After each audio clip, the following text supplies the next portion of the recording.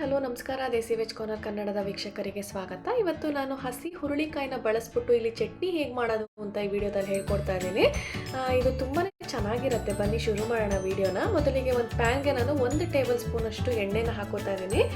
ನೀವು ಫ್ರೆಶ್ ಆಗಿರೋಂಥ ಹುರುಳಿಕಾಯಿನೇ ಬಳಸಬೇಕು. ಇಲ್ಲಿ ನಿಮಗೆ ಇದ್ರ ಹುರುಳಿಕಾಯಲ್ಲಿ ಆದಷ್ಟು ತುಂಬಾ ನಾರಿನಂಶ ಇರೋದ್ರಿಂದ ಎಷ್ಟು ಬಳಸ್ತೀರೋ ಅಷ್ಟು ಒಳ್ಳೆಯದು. ಇದನ್ನು ನೀವು ಅನ್ನದ ಜೊತೆ ಕೂಡ ಕಲಿಸ್ಕೊಂಡು ತಿನ್ಬೋದು. ಇಲ್ಲ ಅಂತಂದರೆ ನೀವು ಇದನ್ನು ದೋಸೆ, ಚಪಾತಿ ಯಾವುದ್ರ ಜೊತೆ ಬೇಕಾದ್ರೂ ತಿನ್ಬೋದು. ತುಂಬಾ ರುಚಿಯಾಗಿರುತ್ತೆ ಇದು. ಈಗ ಇಲ್ಲಿ ನಾನು ಒಂದು ಮುಷ್ಟಿಯಷ್ಟು ಎಷ್ಟಾಗತ್ತೋ ಅಷ್ಟು ನಾನು ಹುರುಳಿಕಾಯಿನ ಹಾಕ್ಕೊಳ್ತಾ ಇದ್ದೀನಿ. ಆಗಲೇ ಹೇಳ್ದಂಗೆ ನಿಮ್ಗೆ ಎಷ್ಟು ಬೇಕೋ ಹಾಕ್ಕೊಳ್ಬೋದು. ಹಾಗೆ ಇಲ್ಲಿ ಹುರುಳಿಕಾಯಿನೆಲ್ಲ ನಾನು ಮುರ್ದಿ ಹಾಕೋತಾ ಇದ್ದೀನಿ. ಹಾಗೆ ಕೊನೆಯಲ್ಲಿ ಏನು ತೊಟ್ಟಿರತ್ತೋ ಅದನ್ನೆಲ್ಲ ಬಿಡಿಸ್ಬಿಟ್ಟು ನೀವು ಬರೀ ಹುರುಳಿಕಾಯಿನ ಮಾತ್ರ ಮುರಿದು ಹಾಕ್ಕೊಳ್ಬೇಕಾಗತ್ತೆ. ಈ ಹುರುಳಿಕಾಯಿನ ನಾವು ಒಂದು 3 ರಿಂದ 5 ನಿಮಿಷ ಚೆನ್ನಾಗಿ ಹುರ್ಕೊಳ್ಬೇಕಾಗತ್ತೆ. ಇಲ್ಲಿ ಅದು ಚೆನ್ನಾಗಿ ಮೆತ್ತಗಾಗಬೇಕು. ಅಲ್ಲಿವರೆಗೂ ನಾವು ಈ ಹುರುಳಿಕಾಯಿನ ಚೆನ್ನಾಗಿ ಹುರ್ಕೊಂಡ್ರೆ ಆವಾಗ ನಮ್ಮ ಚಟ್ನಿ ಮಾಡೋಕ್ಕೆ ಅನುಕೂಲ ಆಗುತ್ತೆ. ಯಾವುದೇ ಅಡುಗೆ ಮಾಡಬೇಕಾದ್ರೂ ನಾನು ಎಲ್ಲ ವೀಡಿಯೋದಲ್ಲೂ ಹೇಳೋಂಗೆ ಮೀಡಿಯಮ್ ಟು ಲೋ ಫ್ಲೇಮಲ್ಲೇ ಇಟ್ಕೊಳ್ಬೇಕು. ನೀವು ಜಾಸ್ತಿ ಹೈ ಫ್ಲೇಮ್ನ ಮಾತ್ರ ಇಟ್ಕೊಳಕ್ಕೆ ಹೋಗಬೇಡಿ.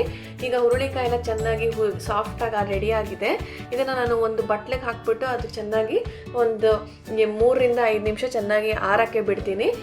ಯಾವಾಗಲೂ ನೀವು ಆರದ ಮೇಲೇ ಮಿಕ್ಸಿ ಮಾಡಬೇಕು. ಇಲ್ಲಾಂತಂದರೆ ನಾನು ಯಾವಾಗಲೂ ಹೇಳೋಂಗೆ ಬೇಗ ಚಟ್ನಿ ಕೆಟ್ಟೋಗ್ಬಿಡತ್ತೆ, ಇಲ್ಲಾಂದರೆ ಬೂಜ್ ಬಂದುಬಿಡತ್ತೆ. ಸೊ ಅದರಿಂದ ನೀವು ಜಾಸ್ತಿ ದಿನ ಇಟ್ಕೊಳ್ಳೋಕ್ಕೂ ಆಗೋದಿಲ್ಲ. ಸೊ ಇದನ್ನು ನೀವು ಮಾಡಿದ್ರೆ ನೀವು ಒಂದು ವಾರದಿಂದ 2 ವಾರದವರೆಗೂ ಫ್ರಿಜ್ಜಲ್ಲಿ ಕೂಡ ಇಟ್ಕೊಳ್ಬೋದು. ತುಂಬಾ ಚೆನ್ನಾಗಿರುತ್ತೆ. ಯಾರಿಗಾದ್ರೂ ತುಂಬ ಕಾನ್ಸ್ಟಿಪೇಷನ್ಸ್ ಏನಾದ್ರು ಇದೆ ಅಂತಂದರೆ ಈ ಥರ ಚಟ್ನಿ ಮಾಡ್ಕೊಂಡು ತಿನ್ನೋದ್ರಿಂದ ತುಂಬಾ ಅನುಕೂಲ. ನಾನು ಇದಕ್ಕೆ 2 ಹಸಿಮೆಣಸಿನ್ಕಾಯಿನೂ ಕೂಡ ಹುರಿದು ಹಾಕ್ಕೊಳ್ತಾ ಇದ್ದೀನಿ.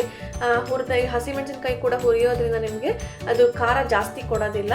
ಚೆನ್ನಾಗಿ ನಿಮಗೆ ಎಷ್ಟು ಬೇಕೋ ಅಷ್ಟೇ ಮಾತ್ರ ಇರುತ್ತೆ. ಸೊ ಮಕ್ಕಳಿಗೆಲ್ಲ ಮಾಡ್ಕೊಡ್ತಾ ಇದ್ದೀರಾ ಅಂದರೆ ನೀವು ನೋಡಿ ಹಾಕ್ಕೊಳ್ಬೋದು. ಇವಾಗ ನಾನು ಒಂದು ಮಿಕ್ಸಿ ಜಾರ್ಗೆ ನಾನು ಇದು ಹುರಿದಿಟ್ಕೊಂಡಿರೋವಂಥ ಹುರುಳಿಕಾಯಿನ ಹಾಕ್ಕೊಳ್ತಾ ಇದ್ದೀನಿ.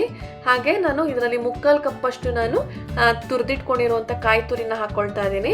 ಹಸಿ ಕಾಯಿ ತುರಿನೇ ಹಾಕೋದ್ರಿಂದ ರುಚಿ ತುಂಬ ಚೆನ್ನಾಗಿರುತ್ತೆ. ಬೇಡ ಅಂದರೆ ನೀವು ಒಣಕೊಬ್ಬರಿ ಕೂಡ ಹಾಕೋಬೋದು. ಹಾಗೆ ಇದಕ್ಕೆ ನಾನು ರುಚಿಗೆ ತಕ್ಕಷ್ಟು ಉಪ್ಪನ್ನು ಹಾಕ್ತಾ ಇದ್ದೀನಿ. ನಾನಿಲ್ಲಿ ಅಂದಾಜು 1.5 ಟೀ ಸ್ಪೂನ್ ಅಷ್ಟು ನಾನು ಉಪ್ಪನ್ನ ಕೂಡ ಹಾಕ್ಕೊಳ್ತಾ ಇದ್ದೀನಿ. ಹಾಗೆ ಇಲ್ಲಿ ನಾನು ಒಂದು ಚಿಕ್ಕದು ನಿಂಬೆಹಣ್ಣು ಗಾತ್ರದಷ್ಟು ನಾನು ಹುಣಸೆ ಹಣ್ಣು ಕೂಡ ಹಾಕ್ಕೊಳ್ತಾ ಇದ್ದೀನಿ. ಅದಕ್ಕೆ 1/2 ಕಪ್ಪಷ್ಟು ನೀರನ್ನು ಕೂಡ ಹಾಕ್ಕೊತಾ ಇದ್ದೀನಿ. ಹಾಗೆ ನಾವು ಮಾಡಿಟ್ಕೊಂಡಿರೋಂಥ ಮೆಣಸಿನ್ಕಾಯಿನೂ ಕೂಡ ಹಾಕಿ ಚೆನ್ನಾಗಿ ರುಬ್ಕೊಳ್ಬೇಕುತ್ತೆ. ನೀವು ಎಷ್ಟು ನುಣ್ಣಗಾಗತ್ತೋ ಅಷ್ಟು ನುಣ್ಣಗೆ ರುಬ್ಕೊಂಡ್ರೆ ನಿಮಗೆ ಚಟ್ನಿ ರೆಡಿ ಆಗುತ್ತೆ. ಸೊ ಇನ್ನು ಮಾಡಿರೋ ವಿಡಿಯೋ ರೆಸಿಪಿ ಇಷ್ಟ ಆಗಿದೆ ಅಂತ ಭಾವಿಸಿದ್ದೀನಿ. ಇಷ್ಟ ಆಗಿದ್ರೆ ದಯವಿಟ್ಟು ನನ್ನ ವಿಡಿಯೋಗೆ ಕಮೆಂಟ್ ಮಾಡಿ ಮತ್ತು ಲೈಕ್ ಮತ್ತು ಶೇರ್ ಮಾಡೋದನ್ನು ಮಾತ್ರ ಮರಿಬೇಡಿ. ನಿಮ್ಮೆಲ್ಲರ ಸ್ಫೂರ್ತಿ ಸಹಕಾರ ನಂಗೆ ತುಂಬಾ ಅತ್ಯಗತ್ಯ. ಅದರಿಂದ ದಯವಿಟ್ಟು ಸಬ್ಸ್ಕ್ರೈಬ್ ಮಾಡಿಕೊಂಡ್ರೆ ನನಗೆ ತುಂಬ ಅನುಕೂಲ ಆಗುತ್ತೆ ಅಂತ ಹೇಳ್ತೀನಿ. ಪಕ್ಕದಲ್ಲಿರೋ ಬೆಲ್ ಐಕಾನ್ನ ಕೂಡ ಕ್ಲಿಕ್ ಮಾಡಿ.